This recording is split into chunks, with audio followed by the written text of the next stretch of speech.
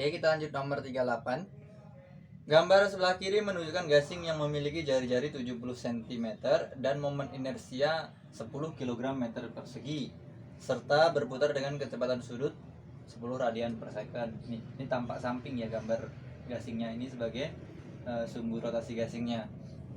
Kemudian gambar kedua atau gambar sebelah kanan menunjukkan gasing yang berputar tertimpa dua bola pejal. Nih, dua bola pejal yang masanya 5 kg sama dengan jari-jari bola pejalnya 20 cm.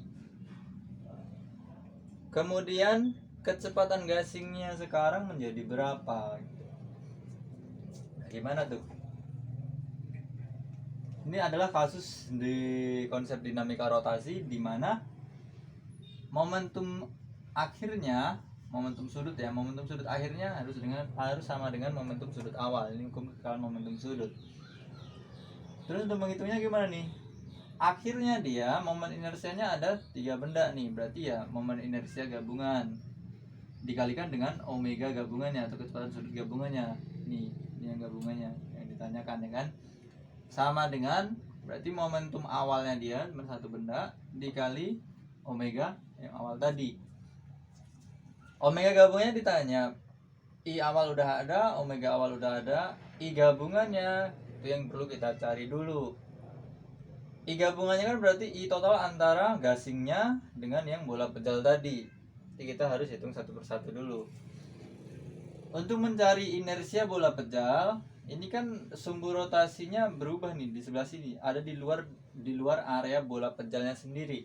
Berarti bisa kita gunakan teorema sumbu paralel.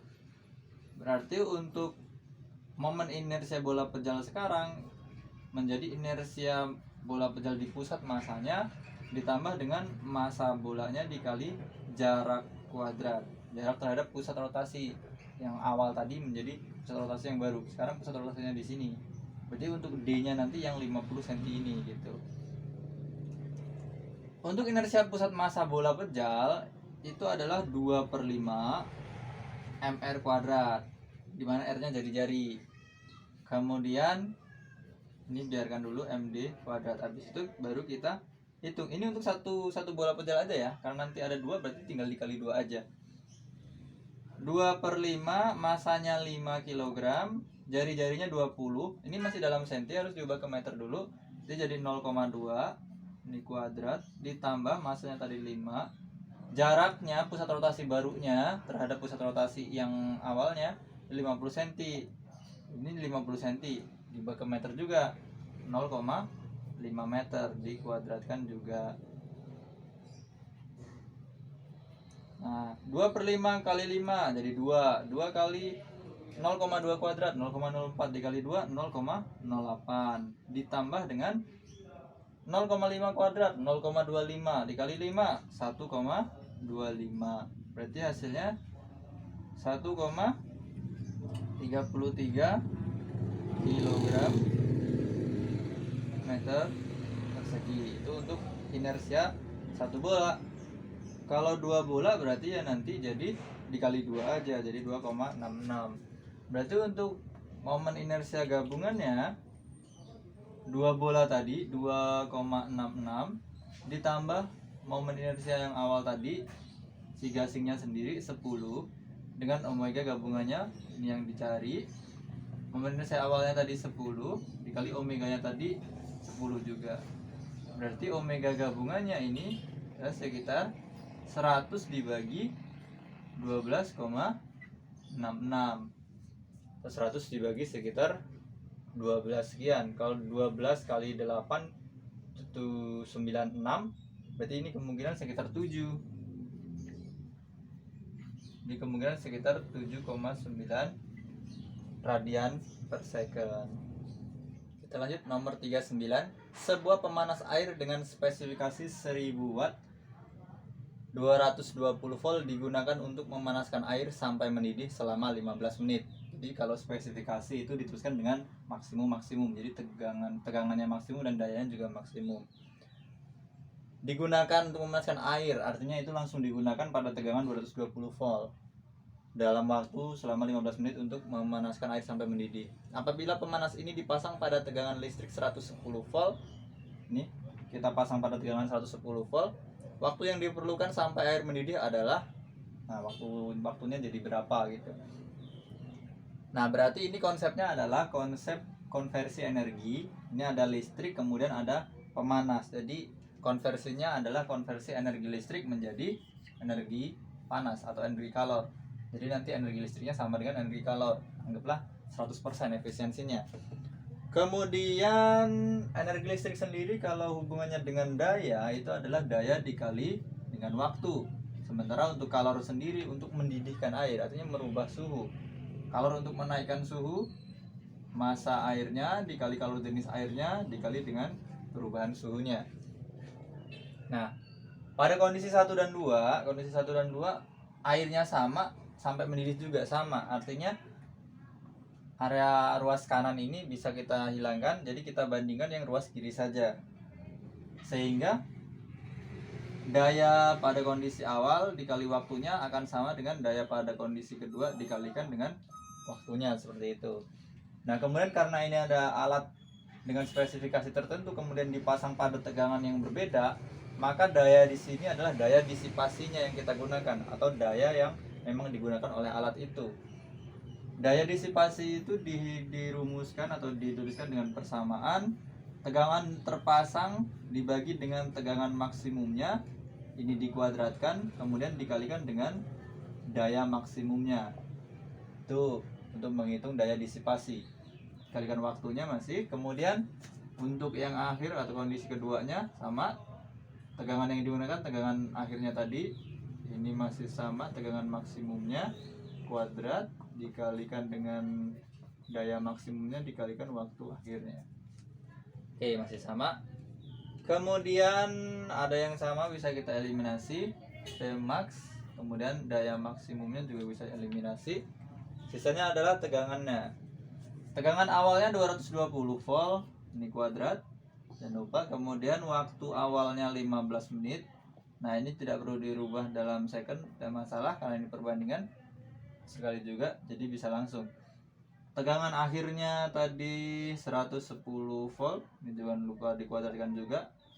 Pada T aksennya berapa? Ini 220 dan 110, ini kelipatan 2. Bisa 2 karena kuadrat jadi 4, bisa 1.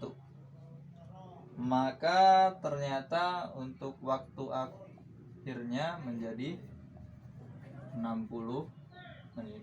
Itu jawabannya. Oke, lanjut nomor 40.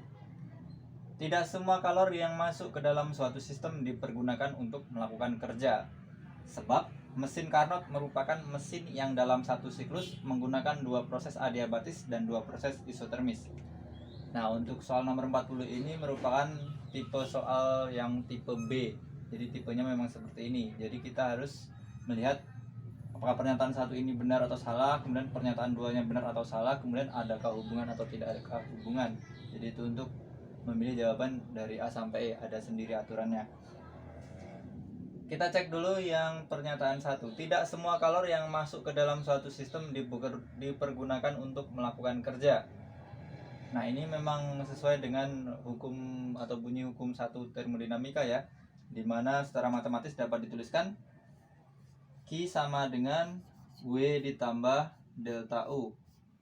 Maksudnya kalor yang diserap suatu sistem itu akan digunakan untuk melakukan usaha dan juga untuk meningkatkan energi dalamnya atau mengubah energi dalamnya. Jadi tidak semua kalor yang diserap itu digunakan untuk melakukan kerja, tapi sebagian juga bakal digunakan untuk meningkatkan energi dalamnya. Berarti pernyataan 1 benar ya. Kemudian kita cek pernyataan 2. Mesin Carnot merupakan mesin yang dalam satu siklus menggunakan 2 proses adiabatis dan 2 proses isotermis. Nah, ini juga benar lah ya. Karena memang mesin Carnot itu salah satu mesin pemanas di mana siklusnya itu memang menggunakan adiabatis dan 2 proses isotermis, seperti itu. Sebenarnya ada mesin-mesin pemanas lain yang menggunakan proses-proses lain gitu. Ini benar. Nah, keduanya ini benar, sama-sama benar tapi tidak menunjukkan hubungan sebab akibat. Jadi jawabannya B. Oke, kita lanjut nomor 41. Sebuah mobil yang awalnya memiliki kecepatan V1 mengalami perlambatan dari waktu T1 sampai T2 sehingga kecepatannya menjadi V2. Pada peristiwa ini kerja pada mobil bernilai negatif sebab energi kinetik mobil pada saat T1 lebih besar daripada saat T2. Oke, kita analisa dulu. Dikatakan tadi mengalami perlambatan. Kalau mengalami perlambatan secara otomatis kecepatannya bakal menjadi lebih kecil atau berkurang. Kalau kecepatannya berkurang maka energi kinetiknya juga akan berkurang. Sehingga pada pernyataan 2 ini benar. Kemudian kita analisa pernyataan satunya. Nah, mobil ini pada umumnya bisa bergerak karena ada gesekan antara si jalan dengan si bannya. Nah, ini tadi kita nggak tahu nih, ini di bidang miring atau di bidang datar. Kalau seandainya kita di bidang datar, langsung aja nih, berarti usahanya itu perubahan energi kinetik aja. Tapi kalau dia dalam bidang miring, berarti kan ada perubahan ketinggian. Jadi ada perubahan ketinggian, berarti ada energi potensial pada posisi akhirnya. Nah, tapi itu juga nggak perlu dihitung. Fokusnya tadi, karena ada gesekan. Karena ada gesekan, secara otomatis pasti geraknya bakal mengalami pengurangan energi. Jadi usahanya pasti bernilai negatif. Benar? Nah, karena ini tadi berhubungan, maka benar-benar berhubungan. Berarti poin